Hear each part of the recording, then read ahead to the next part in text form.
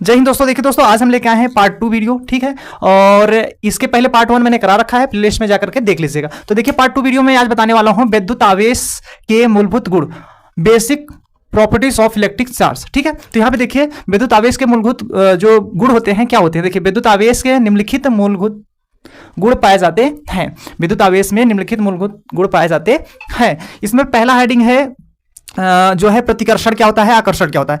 तो प्रतिकर्षण क्या होता है दोस्तों, सजातीय आवेश एक दूसरे को प्रतिकर्षित करते हैं। सजातीय आवेश एक दूसरे को क्या करते हैं, प्रतिकर्षित होते हैं। अगर कोई पूछेगा कि प्रतिकर्षण क्या होता है, तो सजातीय आवेश एक दूसरे को प्रतिकर्षित करते हैं। जैसे देखिए सजातीय आवेश क्या होता है, प्लस और प्लस क्या करेंगे, प्रतिकर्षित करेंगे, प्रतिकर्षित करेंगे, ठीक है, शीत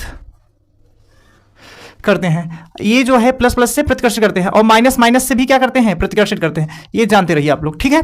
अब देखिए अगला हेडिंग क्या है, बी पॉइंट में आकर्षित। आकर्षित क्या होता है दोस्तों, तो यहां पे देखिए विजातीय आवेश एक दूसरे को आकर्षित करते हैं। जैसे देखिए प्लस माइनस क्या करेंगे, आकर्षित करेंगे, आकर्षित करते हैं। और माइनस प्लस ये भी क्या करते हैं, एक दूसरे को आकर्षित करते हैं, ठीक है। याद हो गया आपको डिफिनेशन। अब देखिए अगला क्या है, आवेशों का संरक्षण, कन्वर्जेशन ऑफ चार्ज, ठीक है। अब देखिए यहाँ पे इसका डिफिनेशन क्या होगा, आवेश को न तो उत्पन्न किया जा सकता है और ना ही नष्ट किया जा सकता है, बल्कि इसे केवल एक वस्तु से दूसरे वस्तु पर स्थानांतरित किया जा सकता है। आवेश को ना तो उत्पन्न किया जा सकता है और ना ही नष्ट किया जा सकता है, बल्कि इसे एक वस्तु से दूसरे वस्तु में स्थानांतरित किया जा सकता है, ठीक है। इसके बाद देखिए इसका एग्जांपल मैंने यहां लिख रखा है। एग्जांपल क्या होगा, जब किन्हीं दो वस्तुओं को परस्पर रगड़ा जाता है तो एक वस्तु धनावेश तथा दूसरी वस्तु ऋणावेश हो जाती है। एक वस्तु से जितने इलेक्ट्रॉन की हानि होती है, दूसरी वस्तु को उतने ही इलेक्ट्रॉनों की लाभ होती है। अगर आपस में रगड़ेंगे, जो एक वस्तु ऋणावेश होगी, एक वस्तु धनावेश होगी, जितना इसमें ऋणावेश उत्पन्न होगा उसमें उतना ज्यादा होगा, जितना इसमें कमी होगा उसमें उतना ज्यादा होगा, ठीक है। तो आई होप आपको समझ में आ गया हो दोस्तों। अब देखिए अगला क्या है, देखिए दोस्तों आपका अगला हेडिंग क्या है, अगला हेडिंग है विद्युत आवेशों की योज्यता, तीसरा पॉइंट में है, ठीक है। तो देखिए इसका डिफिनेशन क्या होगा, किसी निकाय का कुल विद्युत आवेश उसमें विभिन्न अवयवी कणों पर उपस्थित भिन्न भिन्न आवेशों के बीजगणितीय योग के बराबर होता है, ठीक है। तो क्या हेडिंग है दोस्तों, हेडिंग था विद्युत आवेश की योज्यता। तो इसका डिफिनेशन क्या होगा, किसी निकाय का कुल विद्युत आवेश उसके विभिन्न अवयवी कणों पर उपस्थित भिन्न भिन्न आवेशों के बीजगणितीय योग के बराबर होता है। यहां पे मैंने लिख रखा है, यहां पे समझ सकते हैं, फार्मूला ही समझिए इसको, ठीक है। Q बराबर plus Q1 Q2 minus Q3 minus Q4 plus Q5 plus dot dot dot Qn तक, ठीक है। अब इसके बाद देखिए यहाँ पे ये अगला हेडिंग है चौथा, आवेशों का क्वांटीकरण। बहुत इंपॉर्टेंट है, एग्जाम में आता है, ठीक है। ये बहुत इंपॉर्टेंट है दोस्तों, आवेशों का क्वांटीकरण, ये आपके एग्जाम में आता है, ठीक है। तो यहाँ पे देखिए इसका डिफिनेशन क्या होगा, प्राकृत में आवेश सदैव एक निश्चित न्यूनतम मान के पूर्व गुणज के रूप में उत्पन्न होता है। प्राकृत में आवेश सदैव एक निश्चित न्यूनतम मान के पूर्ण गुणज के रूप में उत्पन्न होता है। इस आवेश का क्वांटीकरण अथवा परमाणुता कहते हैं, ठीक दोस्तों। तो प्राकृत में आवेश सदैव एक निश्चित न्यूनतम मान के पूर्ण गुणज के रूप में उत्पन्न होता है। प्राकृत में आवेश सदैव एक निश्चित न्यूनतम मान के पूर्व गुणज के रूप में उत्पन्न होता है, ठीक है। इस आवेश का मतलब इसे लिख सकते हैं, इसे आवेश का क्वांटीकरण अथवा परमाणुकता कहते हैं। इसे आवेश का क्वांटीकरण अथवा परमाणुकता कहते हैं, ठीक है। आई होप आपको अच्छे समझ में आ गया होगा।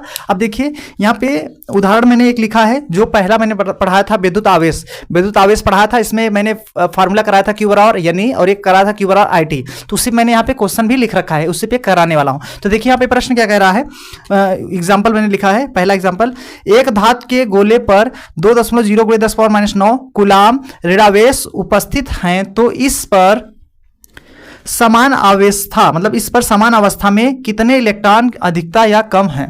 मतलब एक क्वेश्चन कह रहा है। अब इस क्वेश्चन को हम लोग कैसे हल करेंगे दोस्तों, ध्यान से देखिएगा। यहाँ पे कह रहा है एक धातु के गोले पर 2.0 × 10⁹ कूलाम ऋणावेश उपस्थित है। मतलब एक कूलाम दिया, जैसे यहाँ पे देखिए, अगर हम लोग हल करेंगे इसे, यहाँ पे लिख दे रहा हूँ हल, ठीक है। यहाँ पे हल लिखेंगे तो यहाँ पे देखिए कूलाम मतलब क्यों होता है, आवेश का मान दिया, क्यों बराबर दिया है 2.0 × 10⁹ कूलाम दिया है। कूलाम को हम सी से लिख सकते हैं और आवेश को क्यू से। और देखिए ऋणावेश है तो ऋणावेश के लिए माइनस लगा दीजिए, ठीक है, यहाँ माइनस मैंने लगा दिया।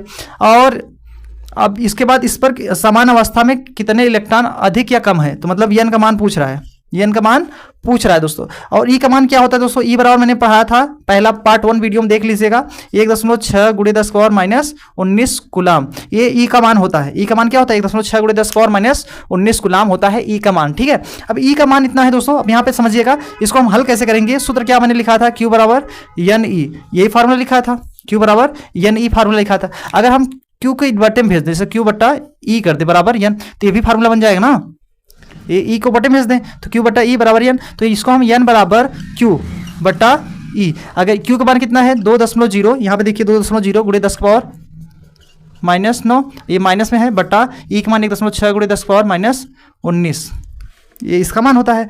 ये मैंने इस फॉर्मूला में बैठा दिया, ये दशमलव कट गया, ये और ये कट जाएगा। अब यहाँ पे देखिए N बराबर माइनस प्लस माइनस से माइनस ही रहेगा। यहाँ पे 16 को 20 से भाग करना है, मतलब 16 को हम 20 से भाग करेंगे, 16 का 16, 4 बचेगा, दशमलव लगाएंगे 40, 16 दूना 32, कितना बचेगा 16 दूना 32, 8 बचेगा, 16 पंचे 80, मतलब 1.25, ये इससे कटा तो यहाँ पर 19 था, तो ये -19 माइनस कितना आएगा दोस्तों, -10 आएगा। 10 ऊपर जाएगा तो ऊपर हो जाएगा प्लस में 10, 10 की पावर 10, ये क्या हो जाएगा प्लस में 10 हो जाएगा, ठीक है। तो ये आपका जो है इतना इलेक्ट्रॉन हो जाएगा, ये आपका यही आंसर कर दीजिए, यही आपका इस क्वेश्चन का आंसर हो गया, ठीक है दोस्तों। अगर आपका क्वेश्चन जो है अलग से मैं इसका वीडियो बनाऊंगा, जब सभी प्रश्न का जो है सवाल अलग से मैं कराऊंगा, तो मैंने इसी में सोचा इस एक क्वेश्चन बता दिया जाए, तो इसके आगे मैं जब कराऊंगा क्वेश्चन तो आपको हम अच्छे से समझाऊंगा, ठीक है। तो ये आपका इस प्रश्न पर मतलब इस उत्तर पे लग गया प्रश्न, आपको एक मैंने बता दिया, ठीक है। आई होप आपको बहुत अच्छे से समझ में आ गया होगा दोस्तों। ये पार्ट 2 वीडियो था, अब हम अगला पार्ट 3 वीडियो में जब बनाएंगे तो उसमें हम क्वेश्चन भी हल कराएंगे आपको, ठीक है। तो दोस्तों कैसा लगा वीडियो आप लोग को कमेंट करके बताइएगा। मिलते हैं दोस्तों अगली वीडियो में। जय हिंद, वंदे मातरम।